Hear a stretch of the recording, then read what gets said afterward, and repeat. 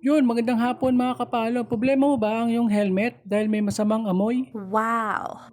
O hindi ka naman pawising ka sa iyong ulo? Ito na ang sagot sa iyong problema mga kapalo.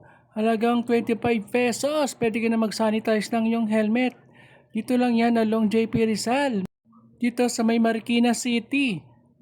Maganda ka lang ng 25 pesos, sila na ang bahala magulog. Meron nga pala ito nagbabantay mga kapalo, kaya walang problema. Sila mismo mag-a-assist sa'yo. Yan no? Sinubukan ko nga itong aking helmet dahil nga medyo pawisin tayo dahil nga nag-move it tayo. Ito may kasama rin tayong isang nag-move it. Pwede ito sa lahat ng klaseng helmet, half face man ng full face.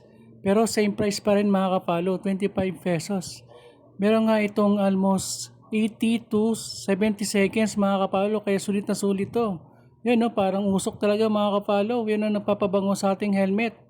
Yan ang nagsasanitize sa ating mga helmet. Yun no. Talagang sulit na sulit ang iyong 25 pesos. Yan na, meron pa tayong 43 seconds. Kaya sulit na sulit talaga. Tabing kalsada nga na to mga kapalo, kaya di kayo mahirapan hanapin to.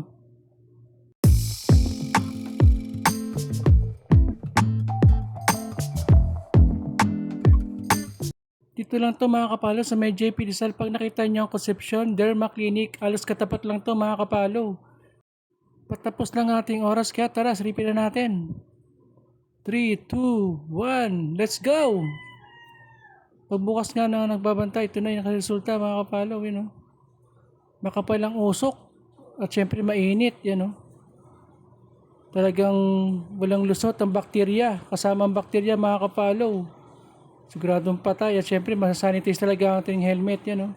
Kaya sa mga kapwa ko Move It, JNT Riders, mga Lalamove, Shopee at Angkas, huwag na kayo magdalawang isip. Ito na, puntahan nyo na mga kapalo. Let's go! Thank you for watching. Please follow my page, Kapalo Vlog. Let's go!